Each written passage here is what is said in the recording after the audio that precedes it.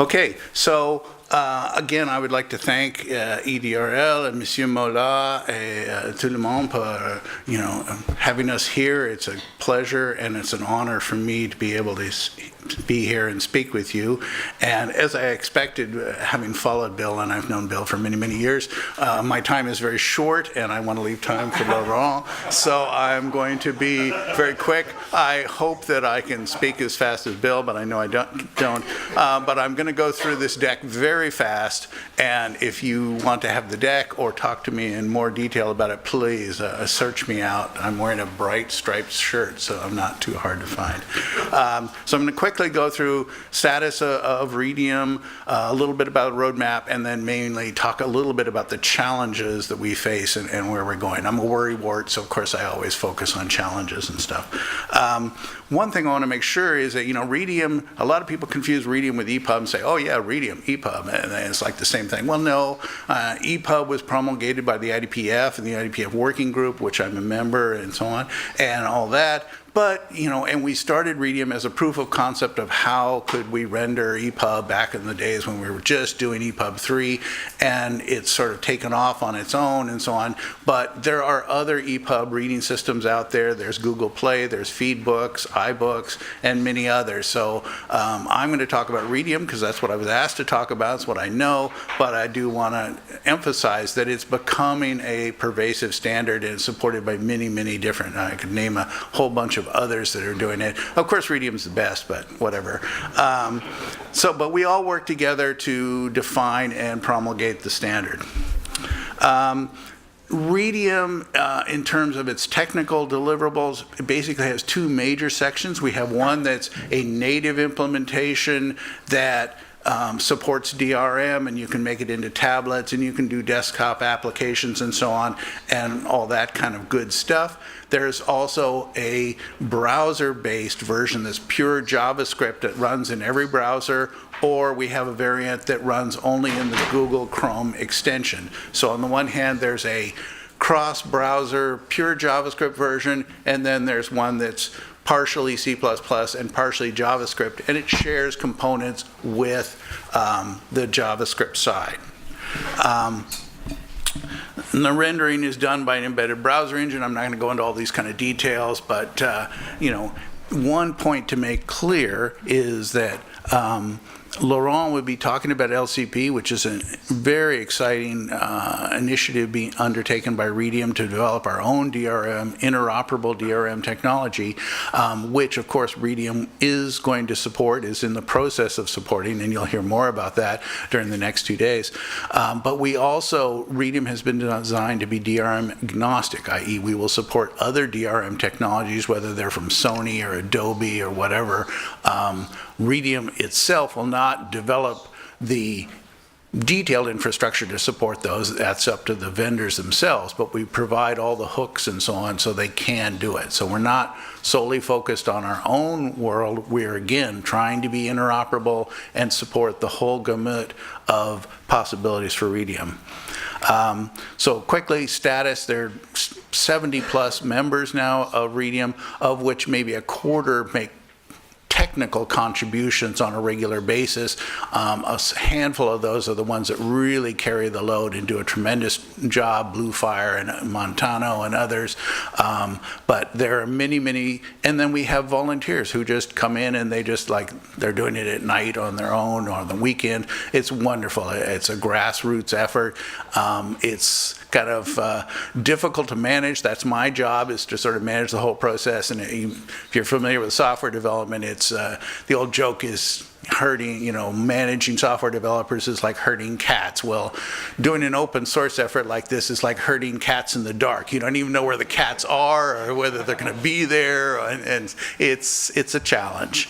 And I don't think again, you can read the slides. I'm not going to read them to you. Went backwards.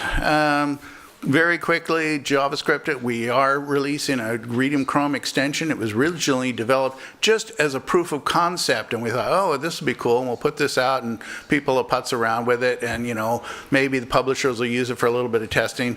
But we now have almost 600,000 active users of it, and these are, active users who are downloading it every time there's a new update. They're getting updates, they're touching it. It's not like we have 600,000 people, of which 20,000 are still using it. This is 600,000 who are actively using it. The Cloud Reader is our cross-browser thing, and it originally was, again, the poor stepchild, because it's extremely difficult to test, because we have to test across all these different browsers, all these different possibilities, and that's tough. But we have really brought it along because it's a very powerful tool that's very easily embedded in a lot of situations. And again, I'll come back to that very, very briefly. I'm trying to race through this and give some time to Laurent. So SDK status, it's doing really well. We have there's a raft of different implementations. I've lost track now, like 20 or something applications out there based on Readium, and others that we don't even know about. That's one of the things about open source, is people can go and pull it down, and then they do something with it, and later we find out, oh, look, this guy's built an application on top of Readium. Isn't that cool? We do support iOS, OS X, and Android. Windows has sort of remained dead in the water because nobody wants to work on it. It's a volunteer effort. So if anybody's out there going, darn, I'd love to have a Windows thing, come talk to me. We'd like to talk with you. LCP has already been integrated with Readium in some third-party applications, but Readium is now integrating it as a reference implementation in our own repos and so on, to show people, here's how you do it, here's how you do it. And that will be rolling out in the next few months, and I'll leave more of that to Laurent to talk about. General roadmap, you can read this stuff. I don't need to read it to you. Just comment that the Chrome extension and the Cloud Reader were originally developed as proof of concepts, and we had some professionals who originally designed the user interface 3 or 4 years ago, and it's just sat there getting old, and it really needs some love. But we haven't had a lot of time to do that. Again, volunteers are welcome to help us help that out. And then, again, you can read with 3.01, we haven't quite gotten to all the different features in that, and now 3.1, which we had a working group meeting yesterday, is coming down the pipe. And hopefully, and thankfully, we're starting to whittle 3.1 down. It was originally very large, and now it's getting a little smaller, which makes me a little bit happier, because I kind of cringe when I see all the different features that everyone wants to put in. Okay, so SDK roadmap, again, not a lot to say that I haven't already said. LCP, we're doing the integration right now. You'll hear a lot more from Laurent and Daniel Vec and others about that. We are integrating, the New York Public Library developed their own application, which is very slick and polished for Android and iOS, and they are contributing that back to Readium, for which we thank them very much. And that's going to be excellent to have a polished one, because currently we have what are called the launchers, which are engineering UI, and they're deliberately ugly because we didn't want to compete with our members. But now we're going to have a somewhat more polished app, and that'll be great.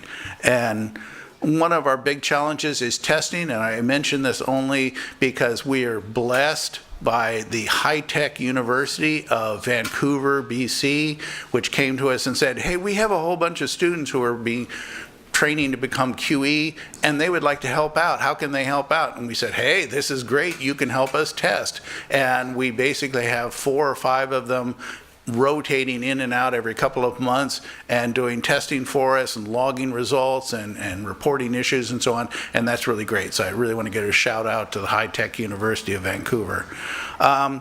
Very briefly, challenges. Resources are our biggest problem. As I said, it's like herding cats in the dark. I don't know who's there, who's not, and what happens is that people come in and it's fun to develop the features and so on, but then testing, well, that's less exciting. And as soon as they sort of get the features sort of on train, then it's like their company says, well, that's close enough, and they haul them back and they're gone. And it's like, well, you wanted it finished and polished? Well, let the Readium team do it. And I go, there is no Readium team. I mean, like, I'm the Readium team. But I do want to say that, we do have, besides myself, there's Daniel Vec, who also works with Daisy and EDRL, and Juan Corona of Evident Point are both working part-time as consultants for Readium, but they're the only Readium team that exists other than myself, and the amount of time I have for development is, extremely limited. Okay, so, working hard, trying to get all this stuff done with all the stuff that is in there in 3.01 and get it tested and so on is just a challenge. By the way, that's me between the shafts there up in the air. So, and the sort of winding it up, the thing that sort of makes me cringe at night is, this parade that you see on the right there is like, we haven't finished doing 3.01, almost, but not quite. But there's just, all sorts of things that we haven't even touched. There's some modules, there are indices and dictionaries. There's advanced hybrid layout, which makes me cringe. And then there are profiles like ePUB for the educational, ePUB venues and so on. Then there's 3.1, which hopefully will keep, what was the word we were using yesterday? Detaching. We will detach some of the features. And then there's, documentation and plugins and integrating the Cloud Reader into frameworks like WordPress or Wix or Squarespace. That would be awesome. I get requests for that all the time. It's imminently doable, but I need someone to do it. I don't have the time. Daniel doesn't have the time. So volunteers are very welcome. So come see me at the break. Thank you very much. I appreciate your time, and we'll...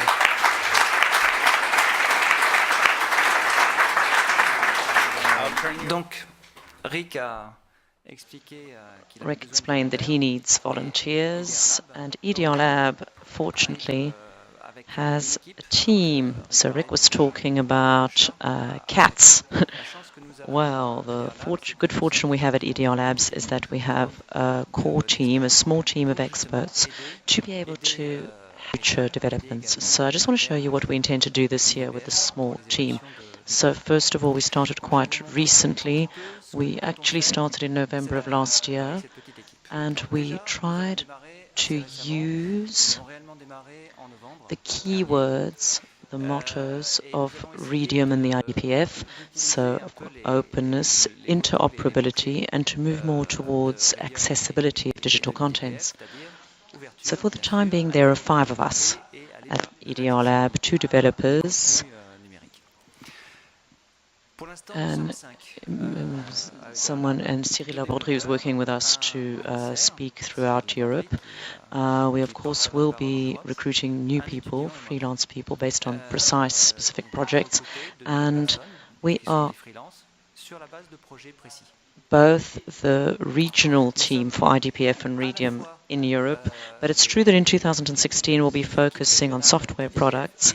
So we're going to work more with Readium than with idpf. We'll see what the new roadmap will be next year. So the first thing that we want to do is communication around ePUB and Readium in Europe.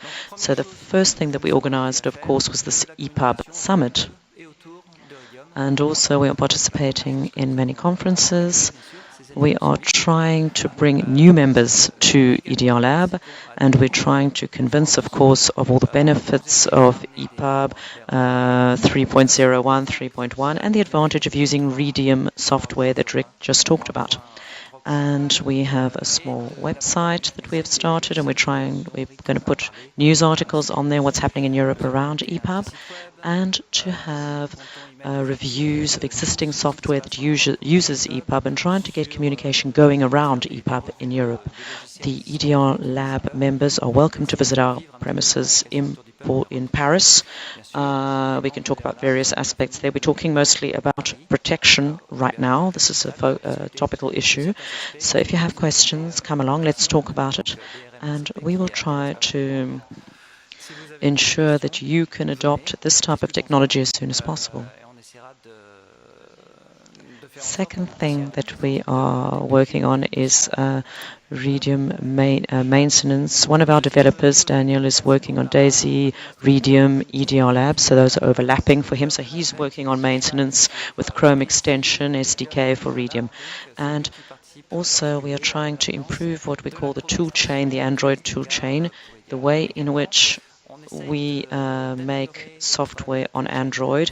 So Android was a bit like the poor relative, and what we're trying to do is improve that so that an Android developer can work quickly to try and make a native application using Readium. And we're also going to work on things that are lacking today related to Readium, is what we call the continuous build. So continuous integration and automatic testing.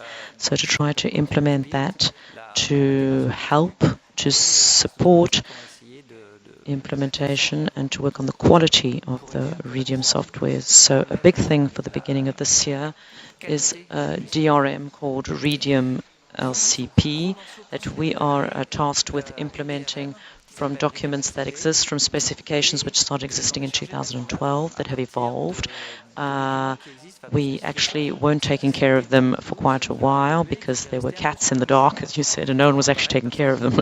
So the digital chain was asking us to do that.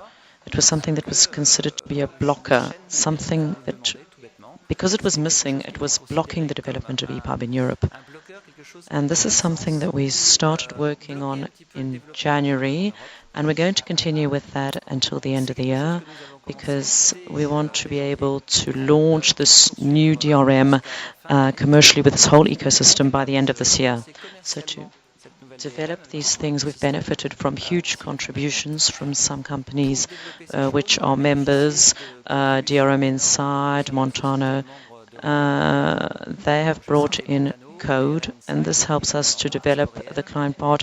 And there is a Canadian company also helping us with the server part.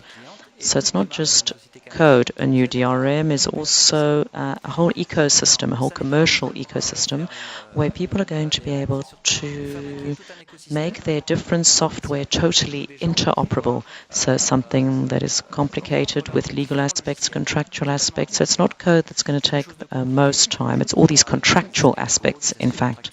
So of course we're going to work on automating interoperability tests, servers, clients, and we're working on that with the Korean company called DRM Inside. They're very interested in this protection for the Asian continent.